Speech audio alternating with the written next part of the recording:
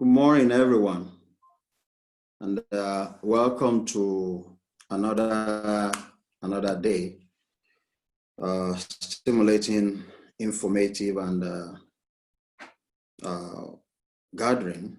We're here to learn again.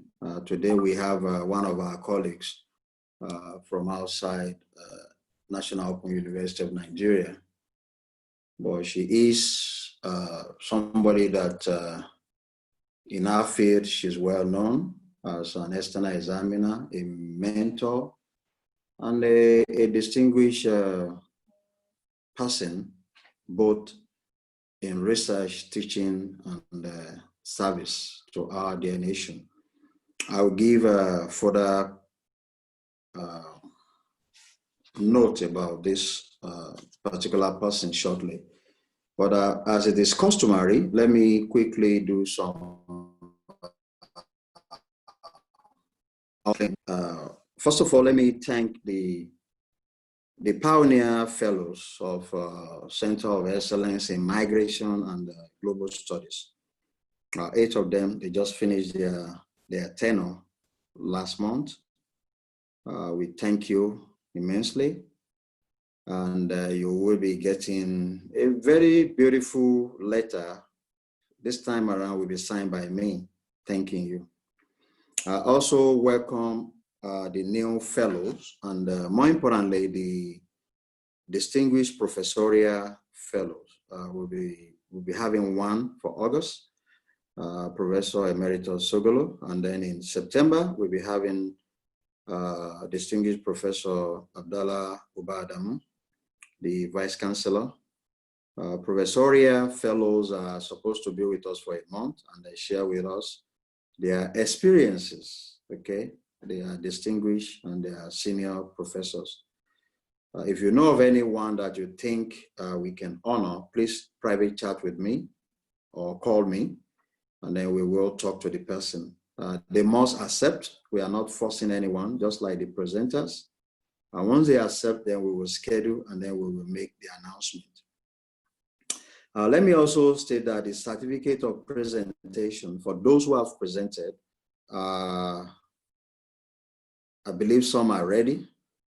I'm still waiting on my admin officer to check with the printer and see whether or not all are ready. But we will send it by email, as well as we will send it through regular postal service. We can't do DHL. There's no need for DHL anyway. But you will get it, and it's costing you nothing. We are just being appreciative of your willingness to share your knowledge with us. And we are grateful to the Vice Chancellor for bringing out this idea. It's not my idea. You know, one of the things all of us must learn from this forum is that we are also using it as a mentoring tool. So meaning that you must, give credit to whom credit is due. Don't say it is your idea when you know it is not, and always acknowledge whoever, you see, even if it's your enemy, acknowledge him or her, so that the Lord will shower his blessings upon you, okay? The other thing is that I should announce to you, Dr. Juliet, the director of, I didn't want to say her last or surname, because I don't want to misspell it or mispronounce it.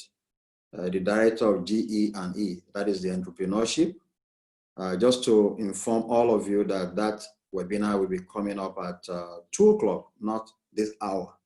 We discussed this morning, and she apologized that she had forgotten that is a recurring one. So she has moved our webinar till 2 o'clock. So deans present, HODs, you are okay, and will be migrating virtually to that webinar at 2 o'clock. It is now 10:59. Let me state also, for those joining us for the first time, because I know there are several mentees of Professor Oyedepo that will be joining us, and some of our colleagues. We do publish, and when we publish, it does not cost you anything to publish. And of course, for those at Adeleke, they know me for that also. You don't have to pay for your intellectual property. We should be paying you. Unfortunately, we will not be able to pay you, but we will publish you after peer review. So whatever you present on this platform will be, if you choose to, peer reviewed, and then we publish. We are looking at occasional papers. We are looking at articles in journals. And if you have a manuscript, a bigger work that fits into our theme, migration, global studies, you can share with us, we'll review, and then we publish. It is indeed a research center, as the Vice Chancellor visioned, and I want you to note that. Today's presenter, I will simply introduce her, and I believe I've unmuted her. Let me see. Professor Oyedepo. Okay, Oyedepo. Ask to unmute. Kindly unmute yourself, ma. Professor Oyedepo.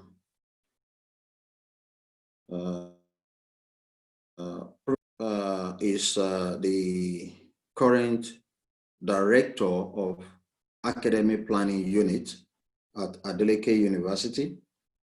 She was indeed one of the first people to be employed there, and she was the pioneer dean of the Faculty of Science, a biochemist and nutritionist.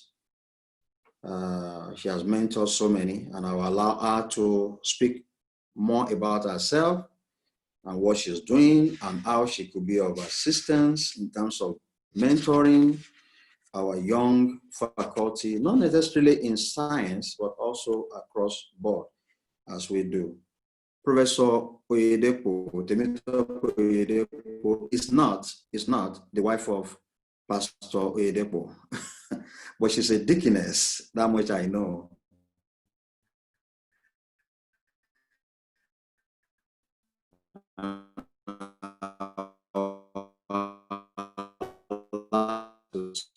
So you have for speak, and we can ask questions coming thereafter with our people. Those on the CMG WhatsApp group, so that they can follow in case there is a technicality, we can move on. Thank you very much, man. Professor Oyedepo. Prof. She was here like 10:30 to join us. Let me see. You can unmute yourself, man. I asked you to unmute yourself.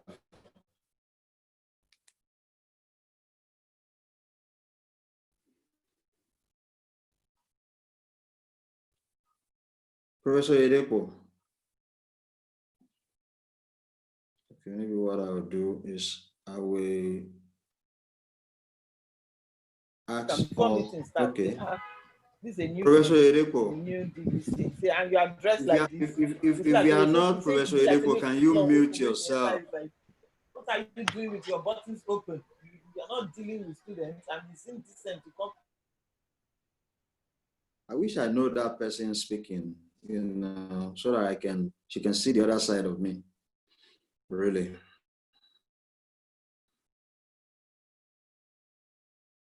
Because we have some people are just not. Professor Oyedepo, I've asked you to kindly unmute yourself. Can you hear us? Hello, sir. Prof, okay, go ahead. You have the floor. Okay, thank you, sir. Okay. Good morning, the Vice Chancellor, National Open University of Nigeria, and other principal officers of the university, distinguished professors, and other colleagues that are present with us this morning. I want to express my appreciation to the Director, Center of Excellence in Migration Studies, Professor Ibikunle Tijani, for this opportunity Professor Tijani has been very instrumental in my career, personally. I want to thank you, sir, for the potential that you saw in me. I really appreciate your mentorship, your support, and encouragement. When Professor Tijani initially talked to me about presenting a paper in migration studies, I was thinking of how science would be relevant in migration studies. I've been following the presentations in the past, and I discovered we have not really had anyone from science-related field presenting. But then I remember I have done some studies that is related to rural-urban migration and their effects on nutrition status. That prompted me to approach him that I will also be interested in presenting a paper in these migration studies. And this paper I'm presenting this morning is not just my work, but I've also reviewed the work of some colleagues who have done some things on migrants' diets and the consequence health challenges. So this morning, I'm presenting on the topic, changes in migrant diet and the consequence health challenges. Changes in the migrant diet and the consequent health challenges. The outline that I want to follow is as presented. Health indicators for migrants, effects of involuntary migration on diet, voluntary migration, that is international and rural urban migration, then voluntary migration and dietary habits, processes of change in dietary habits, health implications of dietary changes after migration, implications for prevention through nutritional intervention, then voluntary migration and young child nutrition, and then conclusion. So I'll start. Migration, as we all know, is the movements of people from one place to another with the purpose of settling permanently or temporarily in a new location. And migration could be voluntary, it could be involuntary. While those who migrate voluntarily do so out of their choice, involuntary migrants may have to do that out of necessity. For instance, in the period of famine, war, or some of the issues that we're having in the northern part of Nigeria today, we discovered that many people have been forced to migrate from their location to another place. Migration places individuals in situations that can affect physical and mental well-being. Among other factors, migration is a determinant for health, and so it has a lot of impact on health. There are multiple determinants that migration can have over health. I have a diagram there that shows the health indicators for migrants. Some of the indicators are mortality, morbidity, health status, disability, nutrition, health system, and other health determinants. But this morning, my focus is on nutrition. My background is nutritional biochemistry. So my focus is on the nutrition as one of the indicators for migrants. Now, real and perceived food and nutrition insecurity plays a role in deciding whether a household will migrate or not. You discover that those who are extremely poor are those that are affected majorly by involuntary migration. And most of the times, it could be as a result of food and nutrition insecurity.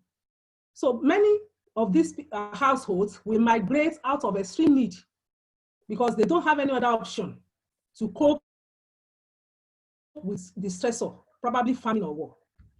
So migration is costly.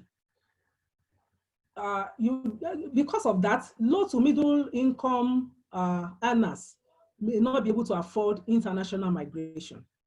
But those with fewer resources will likely undertake internal migration, that is maybe moving from rural area to urban area.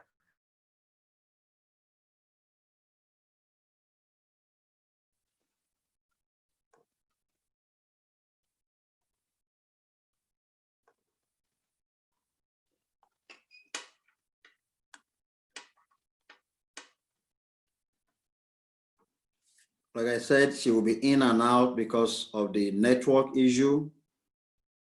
I will just use my imagination as to which slide she's on as she speaks to it. She's probably hearing me too or not hearing me, but I've also shared a PowerPoint on CEMG WhatsApp group so you can follow through and bear with us. The technical issue has to do with the network at our end.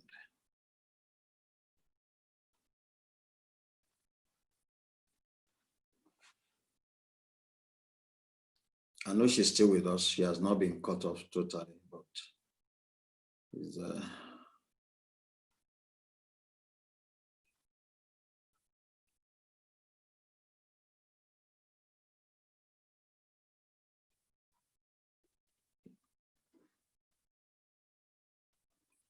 so I will speak to this slide as a research assistant until we can hear her voice. She's of the opinion that, based on our studies and those of our colleagues, that migration is costly. Those in the low middle class may not be able to afford international migration.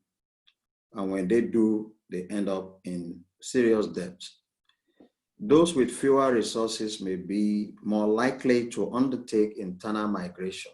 In other words, internal migration from rural to urban centers for several reasons. Prof, whenever you are able to, we're able to hear you, I will just stop. I'm speaking to your slide on your behalf because of the technical issues. Hello, sir. Yes, go ahead, ma'am. Hello.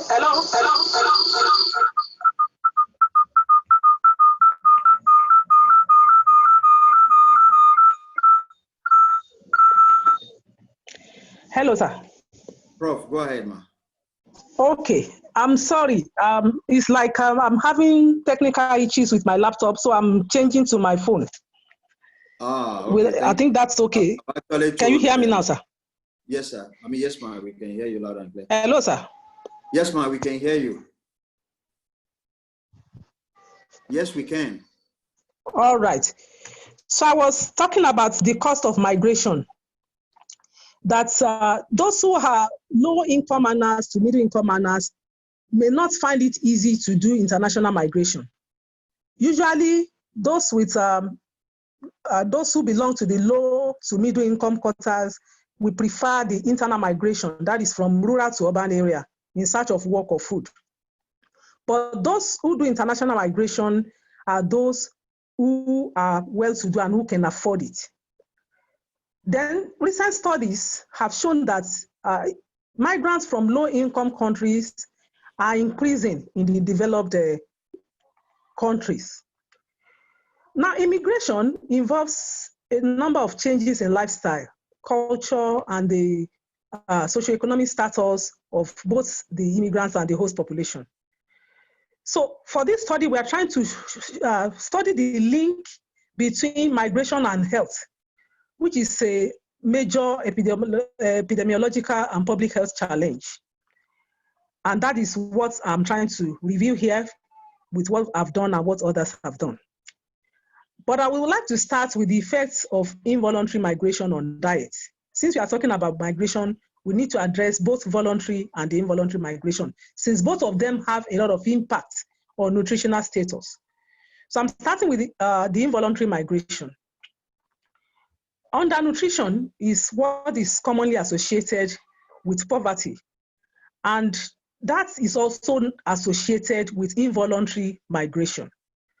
Like I said earlier, families that find themselves migrating involuntarily are usually those who are low-income earners. So they have challenges with meeting basic needs. Now, coupled with the stressor of probably war, famine, or any other thing that has made them to shift from their base to another location, we discover from studies that undernutrition is usually associated with involuntary migrants. The United Nations Children's Fund, that's UNICEF, identified 3 layers of casual nutritional factors among these involuntary migrants. The immediate factor, the underlying factors, and the basic causes. The immediate factors are usually manifested through diet and diseases. The underlying factor could be food security, the environment, and so on and so forth, while the basic causes could be the resources and the control. I have a diagram also there in the slide showing the relationship of these 3 factors. Undernutrition, or which is also known as malnutrition, comes with macronutrient deficiency. It comes with a macronutrient deficiency. Protein energy malnutrition, kwashiorkor, and marasmus are usually associated with this macronutrient deficiency among involuntary migrants. At the same time, involuntary migrants also suffer from micronutrient deficiency. Nutrient deficiency, as you can see in the next, please go to the next slide, is also known as hidden hunger. The reason is because those who suffer from micronutrient deficiency, they are not usually hungry, but the diet is lacking the necessary micronutrients like iodine, vitamin A, iron, zinc, and others. And as a result of this, children especially are affected, manifesting growth retardation. There could be appetite loss, poor absorption, the immune development will be impaired. Such people will be prone to infections. And the long-term effect could be stunting. It could be an impaired cognitive development, which affects children more. In children, you will notice things like attention deficit disorder, impaired school performance, and impaired memory and social skills. But not only that, even adults that have this problem of undernutrition, you will discover that many of them will have things like memory loss, confusion, frustration is part of the long-term effect of undernutrition. And this is the major problem of those who are, the dietary problem of those who migrate involuntarily. Now, the malnutrition status has a lot of health consequences. That is the next slide. And as you can see in this next slide, some of the health consequences include impaired immunity that will expose them to infection, decreased cardiac output, impaired renal function, that is, they may lose ability to excrete sodium and water, hypothermia, that is falling body temperature, loss of strength, anorexia, impaired gut integrity and immunity, impaired wound healing. Unfortunately, many of them will be exposed to cuts and bruises, and yet wound healing will be impaired because of malnutrition. Many of them will also suffer from liver, fatty liver, functional decline, necrosis, fibrosis, ventilation, that is loss of muscles, and hypoxic responses. So these are some of the health consequences of malnutrition. Eventually, in the long term, it will lead to what is called wasting away. So that is about involuntary migration. Then what I have worked on is the voluntary migration, the dietary changes that come with voluntary migration. By that, I mean international and rural-urban migration. The dietary habits change over time because of acculturation and lack of availability of typical food products which migrants are used to from their home countries. Acculturation, according to Berry 2013, is a bidimensional process in which individuals may learn or adopt certain aspects of the dominant culture. And in some cases, they will retain most or some aspects of their culture of origin. Many times, this change in dietary habits is associated with intake of less healthful diets, and there will be increase in less healthful dietary behaviors. The process of change in dietary habits is complex. It depends on a variety of factors that has to do with the country of origin, whether the migrants are from rural or rural residents, socioeconomic and cultural factors, and the situation in the host country. The main dietary trend after migration will be a substantial increase in energy and fat intake. I'll talk about that as we go on. A reduction in carbohydrates, a switch from whole grains and pulses to refined carbohydrates, then increase in intake of meats and dairy foods, then reduce intake of vegetables. Now, two driving forces are responsible for this change in lifestyle, and that is nutrition transition and the process of dietary acculturation. Nutrition transition and the process of dietary acculturation, which occurs with migration. Now, I will start with the nutrition transition. Nutrition transition is driven by industrialization and globalization of the food market. This started from the high-income countries, but today it has spread to even low-income countries, and it has escalated. It started in the urban areas, and lately we also find them in rural areas. In one of the studies that we conducted, we discovered that even in rural areas now, we have eateries where fast foods are sold to residents. Initially, maybe some 10 years back, you can only find eateries in the urban areas. But these days, you'll find them even in rural areas. So there is this nutrition transition. We have kind of transited from, in Africa, from our African diet to the Western diet. And this has led to an increased supply of ultra-processed food. These ultra-processed food are cheap both in terms of preparation time and cost. And maybe many of them are rich in fat, sugar, and other refined carbohydrates. Then the second thing that is responsible for this dietary change is the process of dietary acculturation. The concept of acculturation is multidimensional, and it includes changes in identity, attitudes, and values that accompany individuals' movements from their original culture to the mainstream culture in their new location. So this will in turn lead to changes in psychological factors, taste preference, and changes in food procurement and preparation.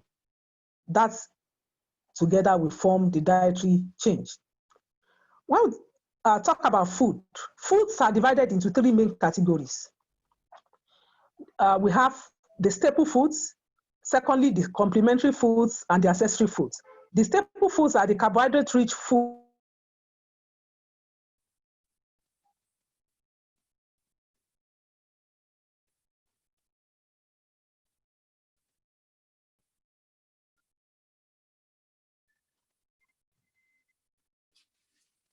Prof, we can't hear you again. We were talking about foods being divided into three main categories. The staple foods, carbohydrate-rich foods such as grains and tubers, complementary foods such as meat, fish, milk, eggs, vegetables, and lentils. Okay. And then C, the accessory foods, such as fats, oils, herbs, spices, sweets, nuts, fruits, and drinks. I think she will try to join us in. I could see that the phone is even off. She will navigate between her laptop and phone. Again, apologies for the network. There's absolutely nothing we can do about it. other than for me to continue to be a research assistant until she joins us again. So staple foods are more closely tied to identity than the foods in the other categories and will therefore be the last ones to change. Thus, the first change will be the intake of accessory foods, which are postulated to be less tied to cultural identity or driven by taste preference. And this outcome of our research with others in this context. So she's just trying to highlight it. So I'm just reading. I wouldn't be able to give you more specific info. Since these foods include fats, sweets, and drinks, such changes may have large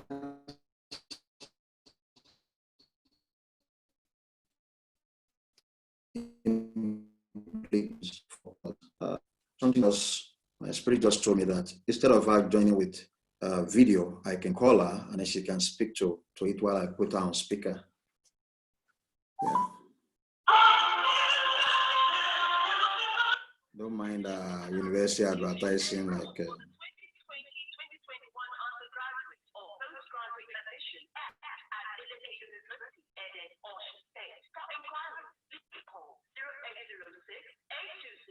the nutrition transition in the country of origin may affect the process of dietary acculturation after migration in several ways. And I can tell you that this is true. Having migrated and settled and lived overseas for almost 2 decades, I think I bear witness to this type of having to deal with burger, and by the time you realize those are not good for your health. And in fact, in the military, they don't even allow you to eat it when you go for boot camp for 3 months. So you will be re-engineered intellectually and otherwise to eat good food.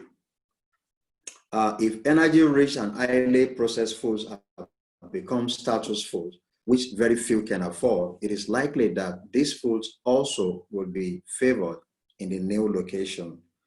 This, again, is the outcome of their research in this area. And if more available and affordable, this will speed up the process of change.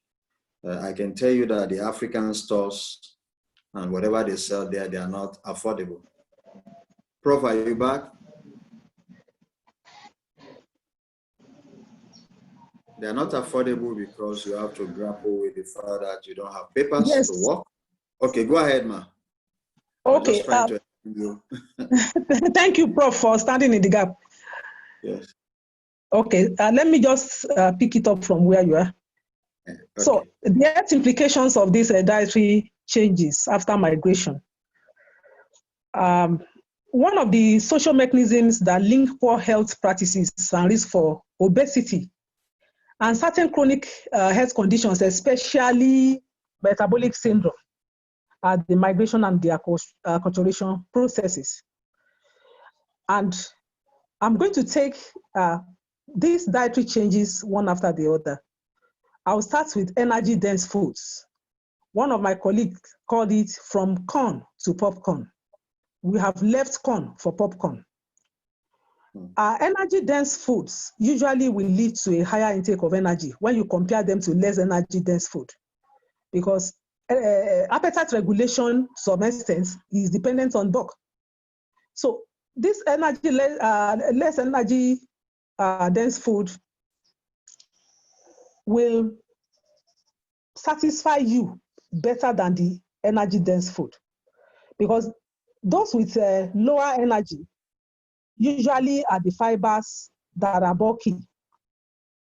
But most of the foods that migrants are exposed to are energy dense, which will cause weight gain and subsequent overweight and obesity.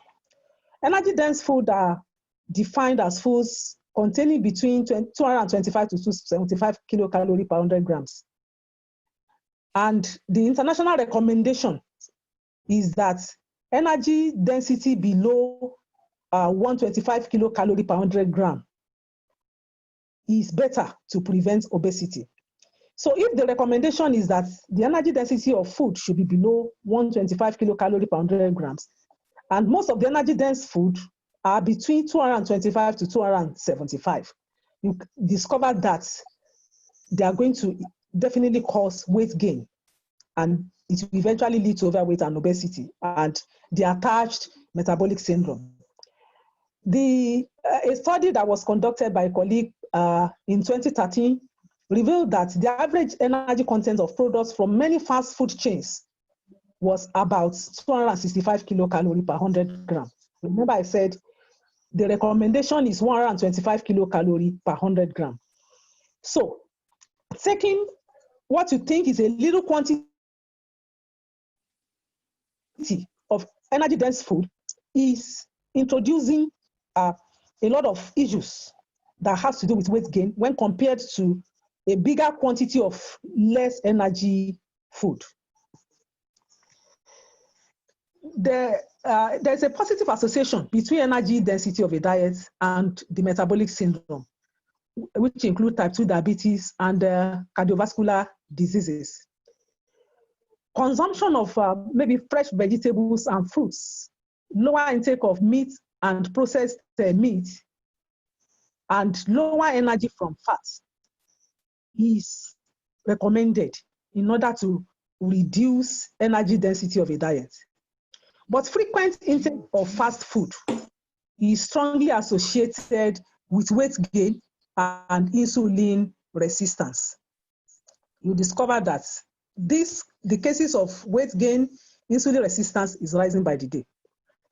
Dietary fats is another major component of migrants' diet that has changed. The recommendation for dietary fat intake is that it should not exceed 30 to 35% of the total energy intake. But studies among the immigrants shows that many of them go above this recommended intake. And then another key factor is even the composition of the dietary fat, because it's not as if it's every dietary fat that is guilty. But most processed foods have high content of trans fatty acids and saturated fatty acids.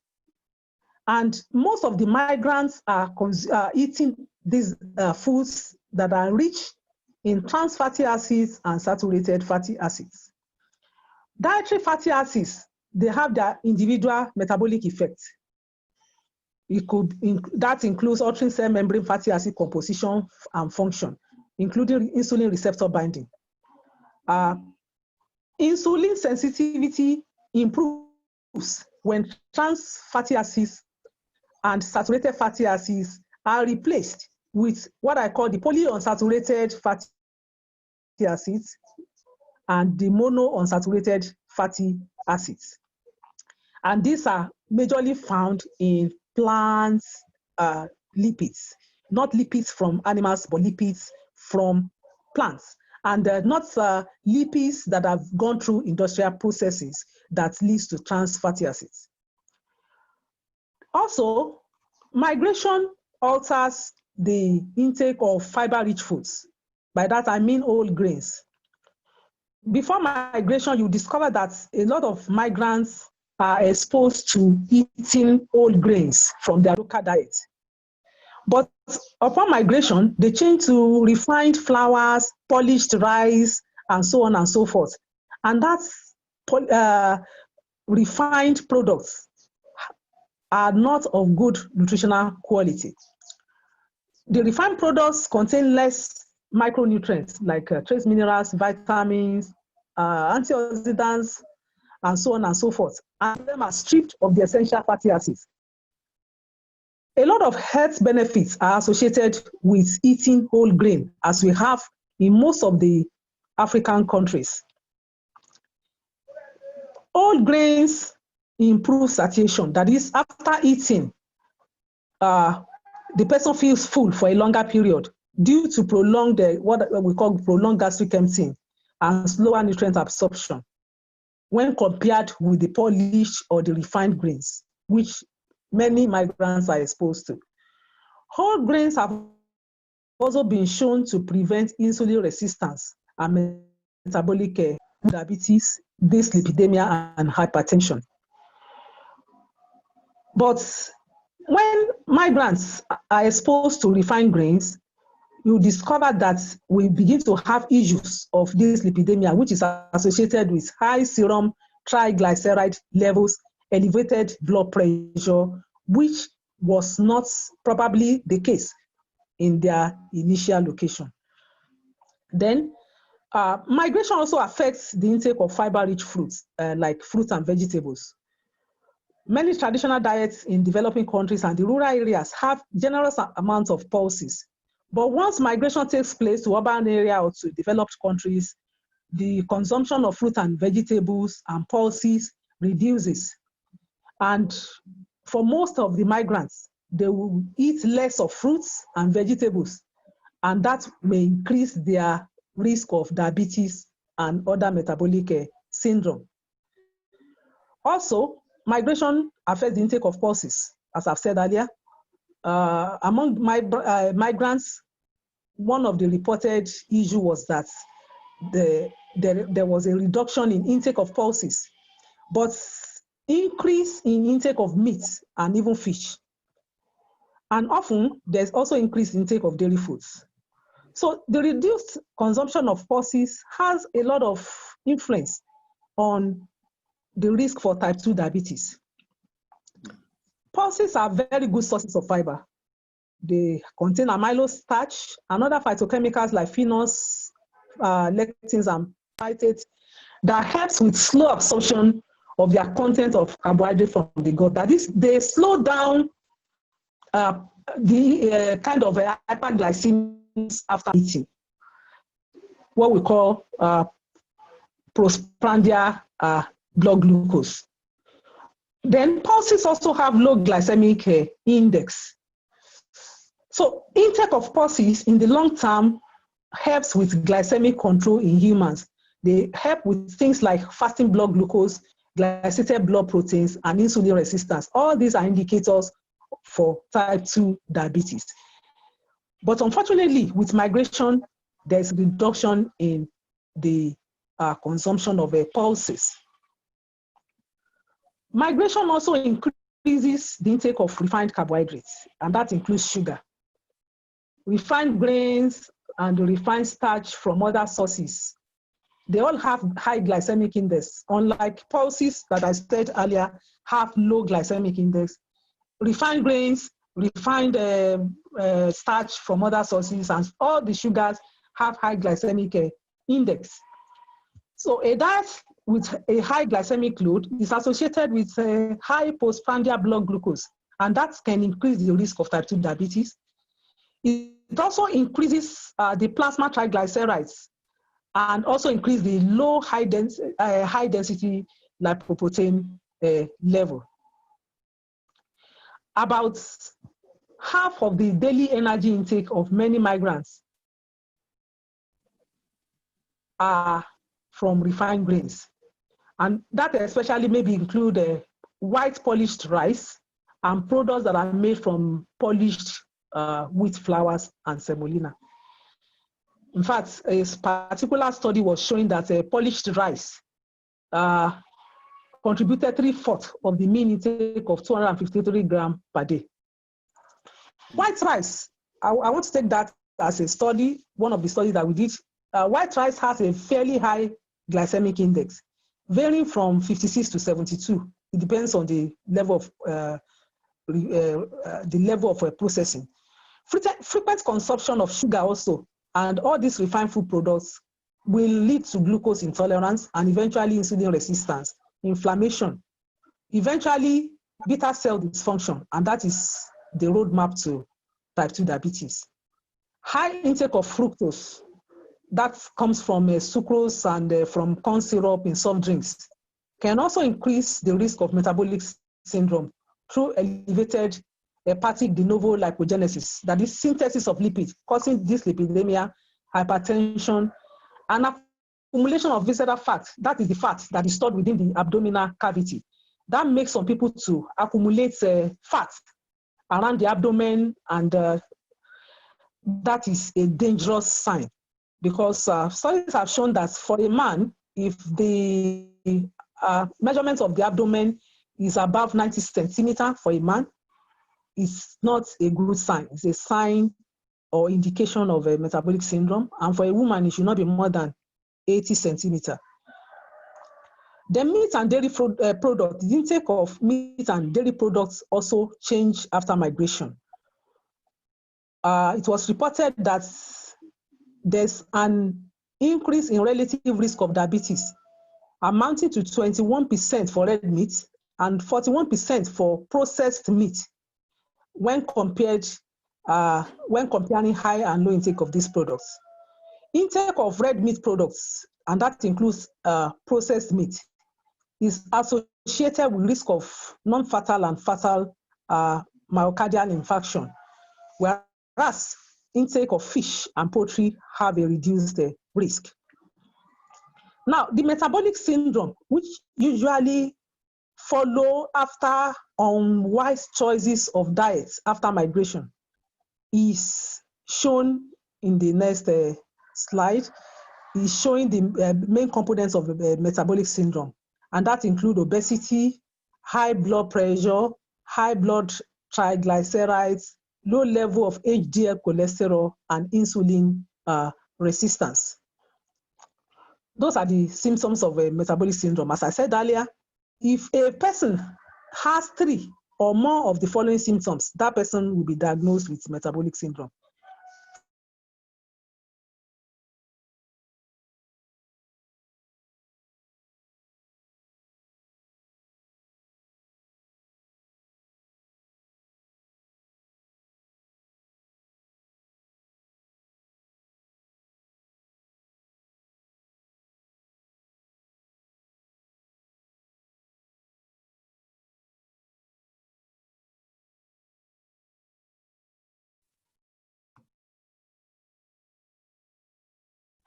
Hello, Prof.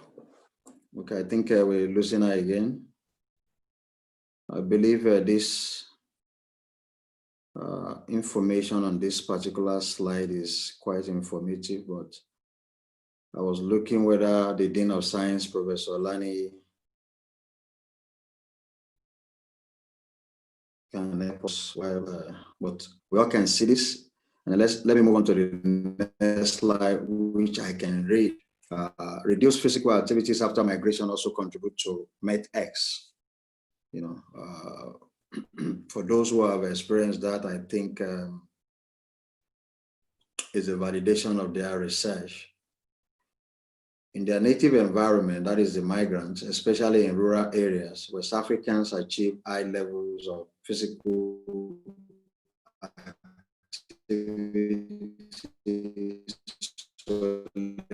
from short day life.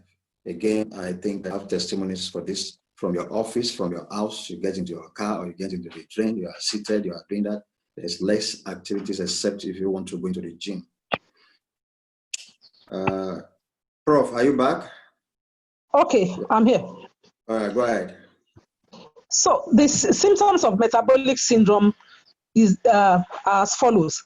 And anyone that is positive to about 3 of them will be confirmed to have the problem. For a man, the waist circumference should not be more than 90 to 94 centimeters. For women, 80 centimeters.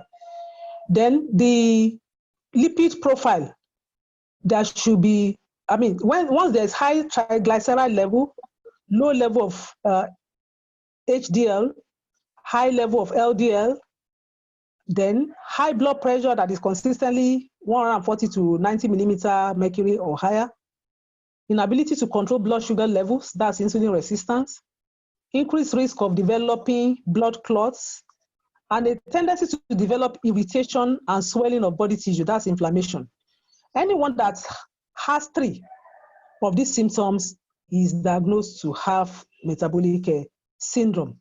And that has been one of the problems of migrants, especially those who migrated to the developed countries.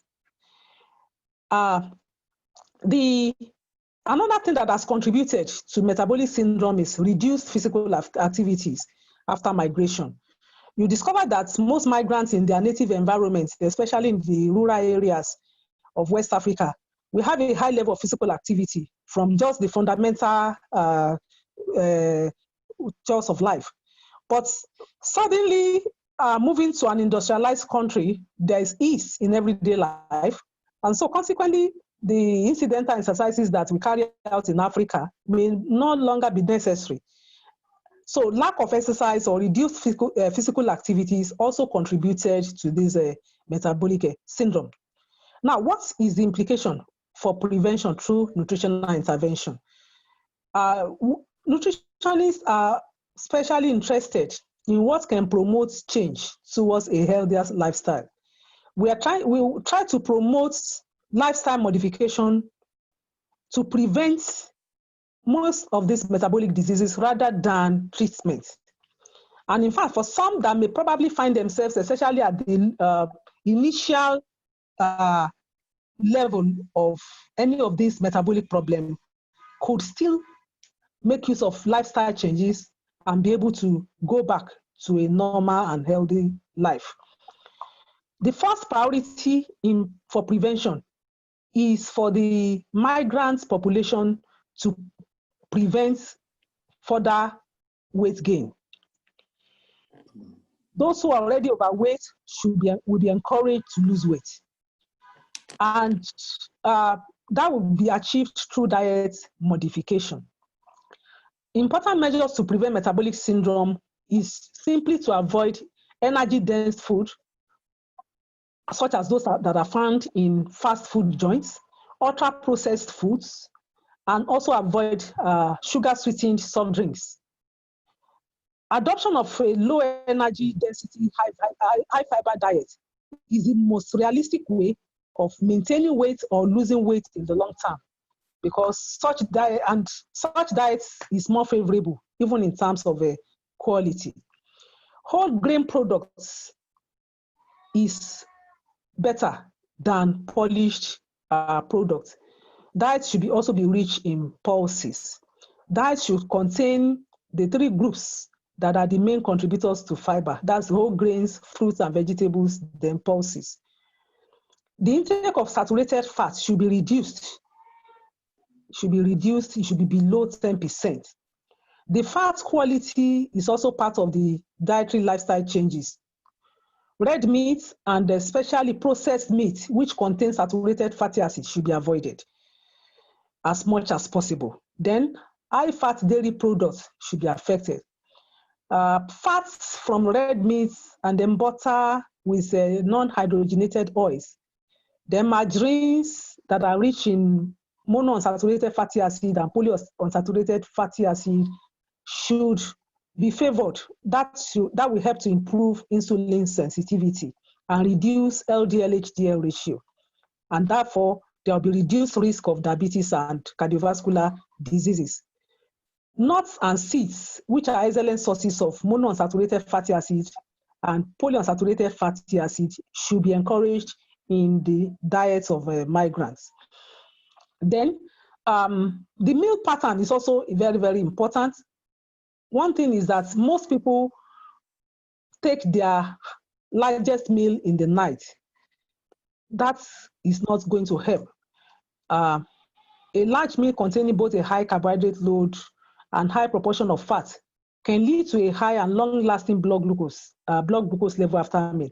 And especially if it's not taken in the night, that probably the person is no longer active, that will lead to excess glucose, and that will lead to de novo synthesis of fat in the liver. And that's why today we're also having a rise in the incidences of fatty liver among the migrants. Avoid having the biggest meal at the end of the day before going to bed. Then, no physical activity after a meal, even if it's just slow walking, can help with blood glucose response. Now, it's not all bad news about migration in relation to diet. I want to talk about what we and others have done on voluntary migration and young child nutrition. Voluntary migration, on the positive side, has improved the nutritional status among young children. This is because there could be improved nutritional outcomes from migrants, since most of the times there will be increased income. Then there is more decision-making power among women. So a woman can decide, okay, this is the food that is good for my child and I want to give my child. Many studies have found that voluntary migration shows positive impacts on child height and weight. The only side effects of voluntary migration on young children nutrition is that there is decreased time to care for children. That's the negative side. And the children are left with caregivers. So the parents or the mother especially may not really have control over what the child is eating. But generally, it has been a positive effect on young child nutrition. So to conclude, I want to say that migration has both positive and negative impacts on nutritional status, as I've highlighted in the presentation. The most of the time, as described in this review, the process of nutritional change could have started even before migration.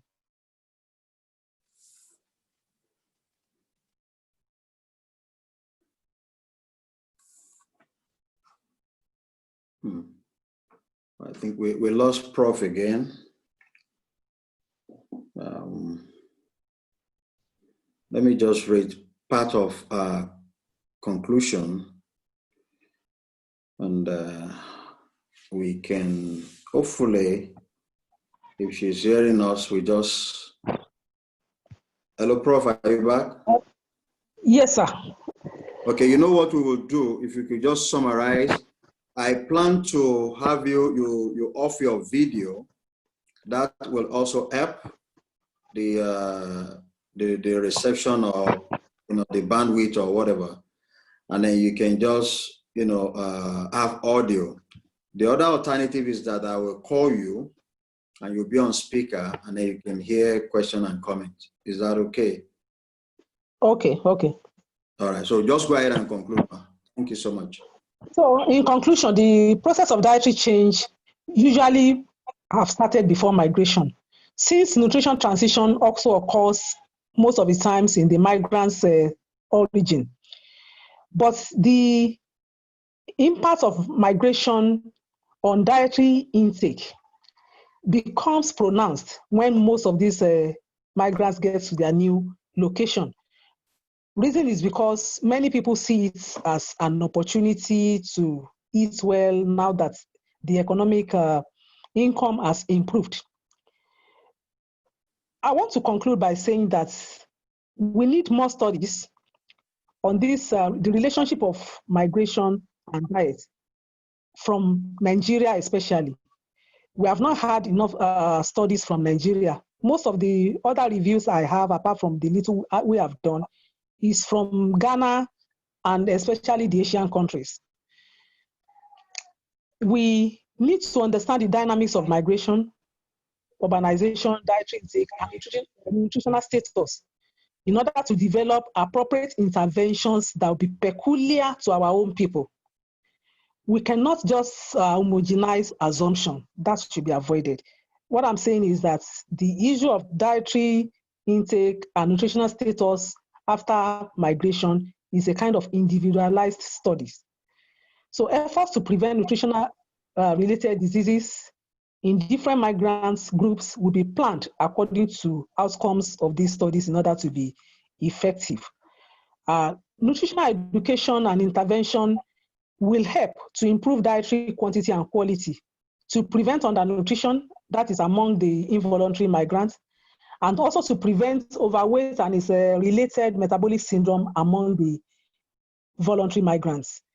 Nutritional education will be sufficient, especially for those who are educated. They can easily understand. But for those who are not educated, those with lower socio-economic background, they may require a different approach to ensure that the migrants understand the components of a healthy diet in order to achieve healthy nutritional status. That's why I said we need more studies which will be kind of targeted towards particular groups. The intervention that will follow has to be individualized according to the group of study. We cannot make a general conclusion on the effects of diets changes in the diet of migrants and the consequent health challenges. So we need more qualitative investigation into the process of migration as it relates to dietary changes. I believe this will provide useful information to assist in planning appropriate strategies that will address both over and under nutrition. And that can help with rapid changes in dietary intake of non-movers too, because some of the lessons that are learned from the dietary changes could also apply to those who are still located in their state of origin. It's not only for migrants, but for everybody.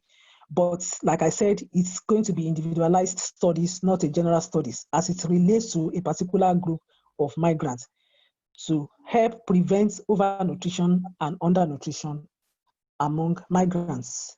Thank you very much. I want to apologize for the kind of problem I have with the network. And I want to appreciate Professor Tijani for standing the gap all those times that I was cut off. Thank you very much. Thank you very much, Prof. We really appreciate you.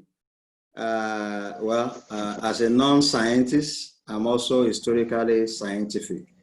So that is why I was able to stand in the gap for you always.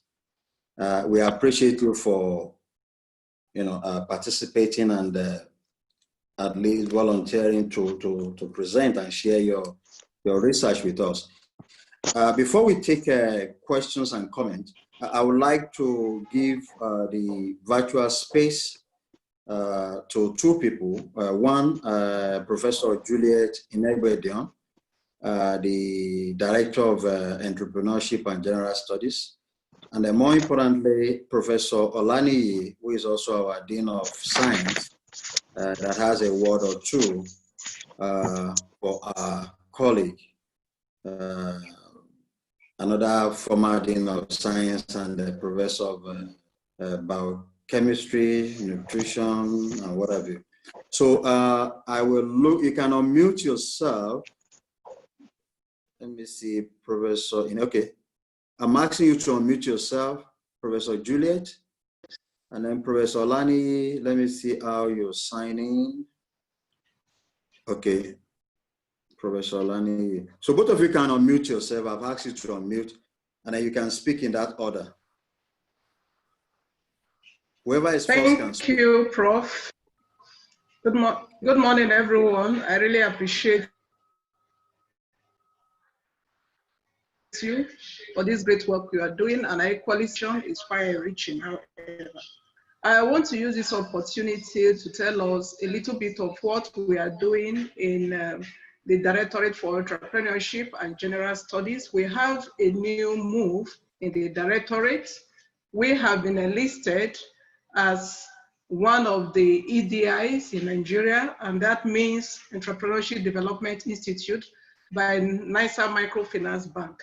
NISA Microfinance Bank is a federal government microfinance bank that normally give loan to young entrepreneurs, whether you're coming in the agri-business or in the non-agri-business.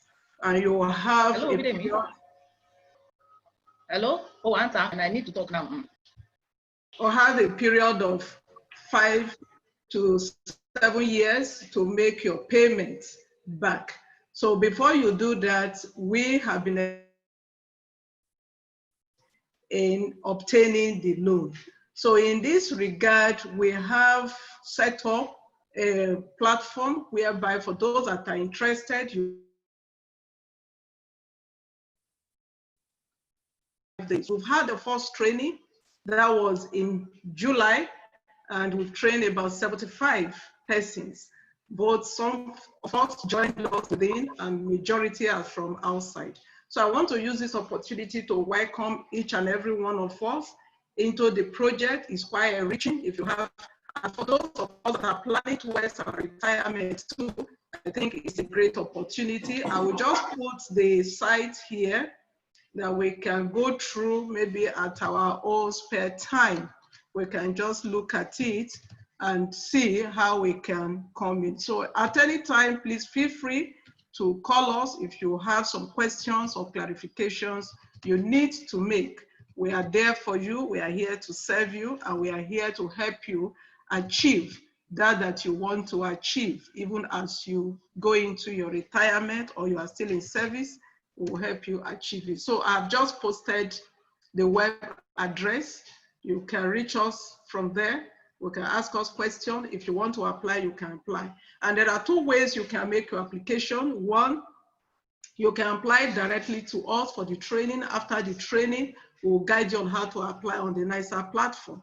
Or you can go ahead, apply on the NISA platform. But if you go ahead and apply on the NISA platform, when you are choosing your EDI, please choose National Open University of Nigeria. We are everywhere. You could see Abuja, you see Uyo, Kano, Maiduguri, Lagos, Uyo, Enugu, Bogoro. So if you click any of them, you come to us and we'll train you. We have two spaces of training. Either we'll train you online or we'll train you face-to-face, whichever one you choose. But for now, because of going with the NCDC regulation, we are not doing face-to-face. We do only online for now. Thank you, Prof.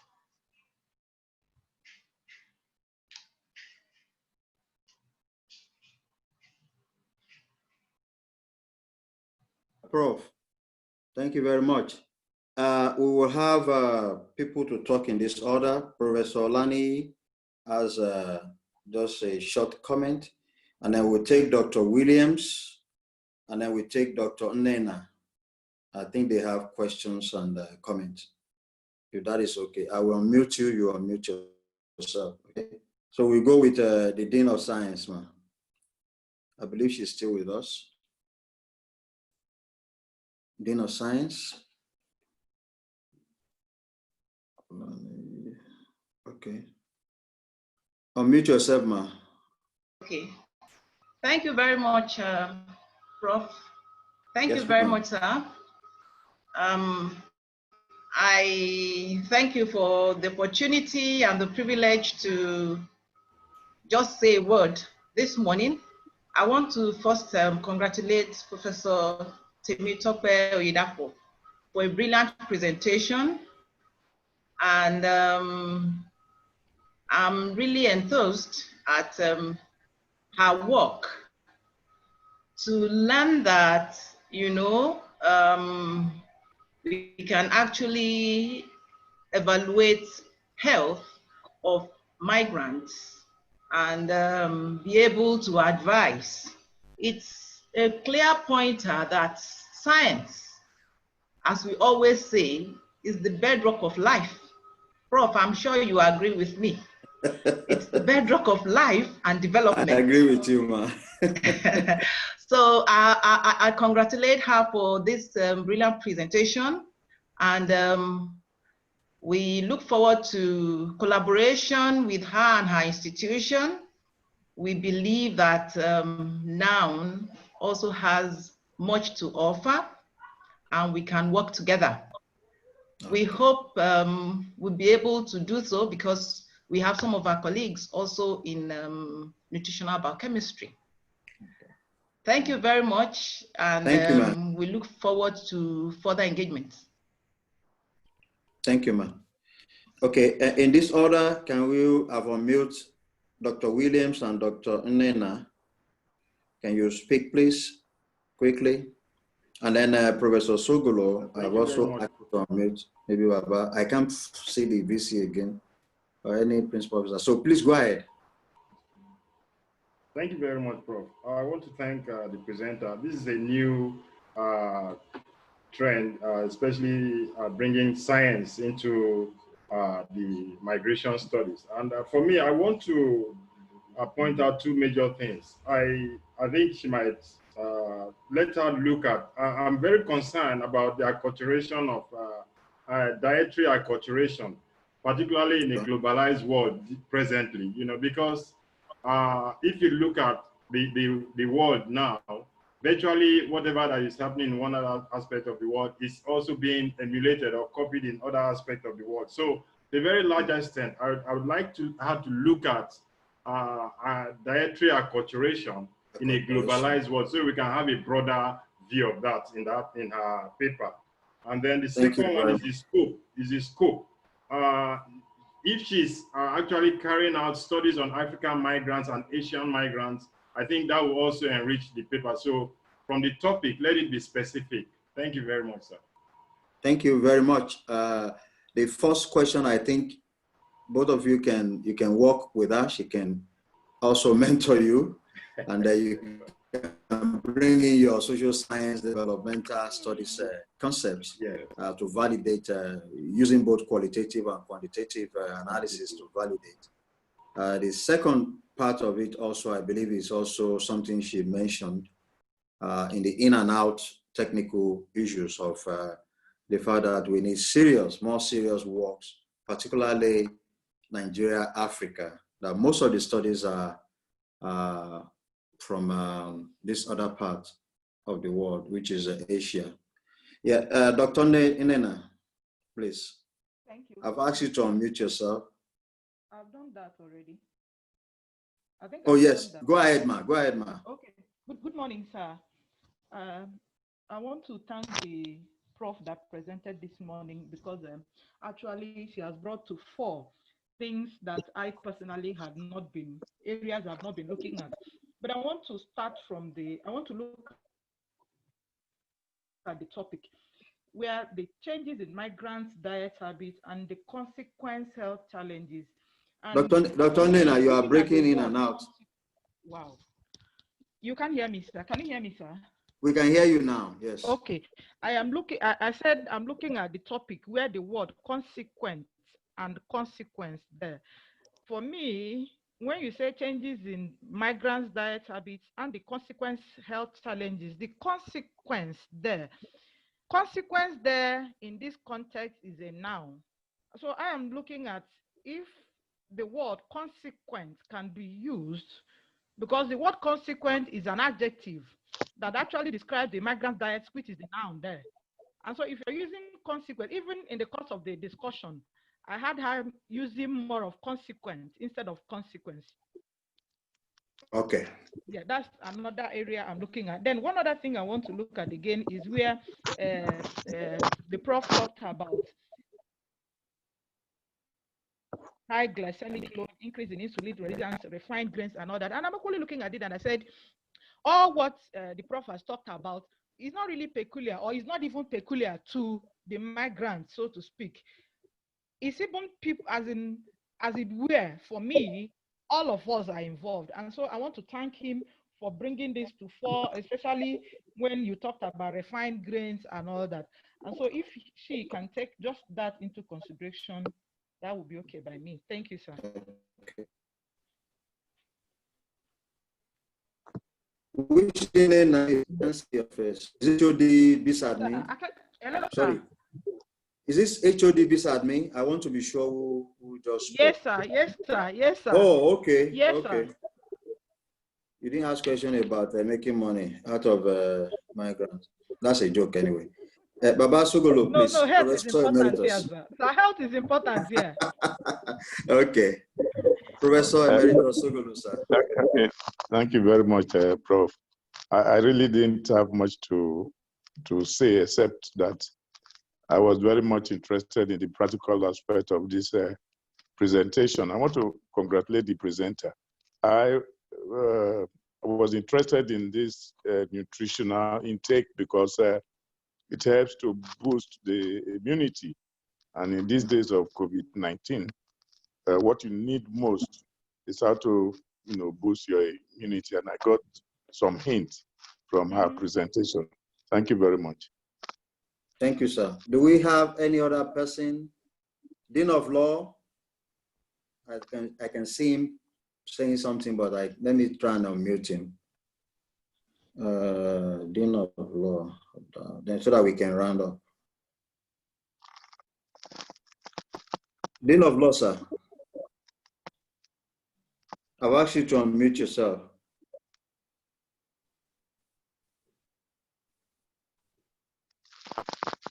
Okay, apparently he's having some glitches. I want to thank each and every one of you for finding time to come and participate in this webinar. I think Professor has given us some highlighters, areas of further research. And I was thinking when I told Dr. Nena that I'm thinking of the financial implication of diet in at the at the current place of residency. The African stores are so expensive.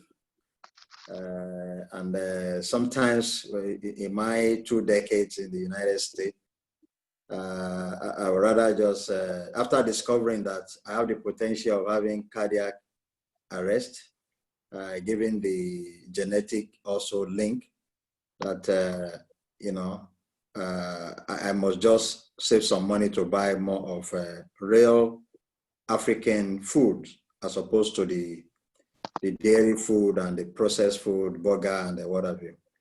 So Professor Idepo, if you are still with us, do you want to say a word in response so that we can close the shop and allow us to get ready for Professor Juliet Inegbidion's seminar, webinar rather, which is starting at 2. And I thank her for yielding and rescheduling our webinar, which is also very, very important to the university and to all our students. Professor Idepoma. Okay, sir. Hello, sir. Yes, ma'am. We are hearing you. All right. I want to thank everyone for their comments. I'm especially humbled that Professor Sogolo listened to the lecture. And I want to thank you. Because you are UI too. And you remember on campus. Yes, very well. I still remember him. I appreciate you, sir, for your comments, and thank you for listening. Yes, sir. I also want to appreciate the Dean of Science, and I thank you for that comment that science is the bedrock of life. Professor Tijani cannot deny that. I want to assure you that anytime we are open for collaboration. Thank you very much. Also, I want to appreciate Professor Juliet for her comments too from Entrepreneurship Studies. Then for Dr. Williams, I've noted the comments, especially the modification to the topic, and I will look into that. But please, Dr. Inena, you were talking about consequence. I don't really get it. I don't really get that point. Okay, I will share with you a number so that you can continue the feminine perspective of consequence and consequences. Okay. Because we are out of time. I don't want to get query from Professor Emeritus Sogolo. Okay. He allowed me 1 hour, and we are now 1 hour, 12 minutes. And the visit to, so we have a tradition. So I think I'll have to close shop. Please, Professor Inegbidion, someone is asking you, Prof, please, will she be sharing the link for the webinar? I think this is for the deans, right? Professor Inegbidion, are you still there? Or is it for the deans and the HODs? It's for the deans. So you can call her or you can call me. Somebody just private chat me. So again, thank you very much. We will be posting this YouTube. I thank each and every one of you for finding the time, for spending your data, for spending your money. And I believe you've been receiving a lot from the Center of Excellence in Migration and Global. You got a lot a few hours ago. If you have not, you should get it. I can see Dr. Akim Olani smiling because he got the alert.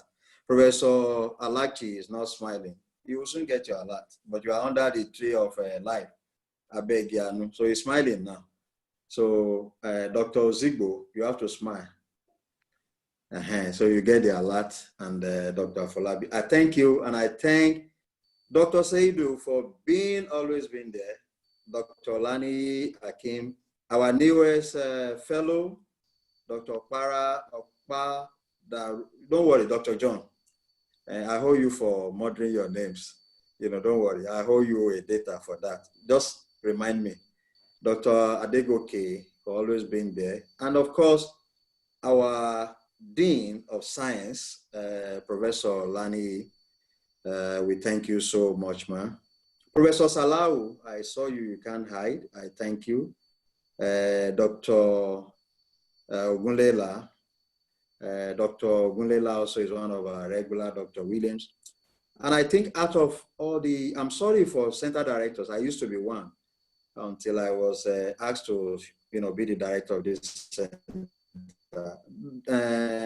Auntie Mrs. Ileka, I thank you so much. She is always with us, the center director for Day, and she's always on time. If I did not mention you, please forgive me. I want to thank all Professor Oyedepo's students. I could see Temi. Temi graduated, I think she has completed her master's and she's starting her PhD at LASU. We thank all of you for being part of this. And my technical assistants, I thank you, Dr. Oh, maybe you're getting your PhD very soon. Mrs. Ashoni Barre and Mrs. Alabi, we really appreciate you. Dr. Aneto, we thank you for leading the fellows. And so until I see you next week, Monday, stay blessed. Dr. Eric is a lifeline for this center. Without Dr. Eric, we probably would not be functioning because he's the one that will study the VC that we need X money, we need X equipment, and he has been doing that. And last but not the least, Professor Iyabo Denwa-Boeze has always been one of the study center directors that has found time, just like Professor Alachi and the rest of you. I thank you so much. If I did not mention your name, please just send me whatever you are eating in your neck of the wood, as we say in America. Stay blessed and thank you. Bye-bye. All right. Let me unmute everybody. Okay. Bye. Bye-bye. Bye. Bye-bye. Bye, Professor Oyedepo and Johnny Mercy to Ede from Oyo. Bye, sir. Bye. Bye. Bye-bye. Bye, sir.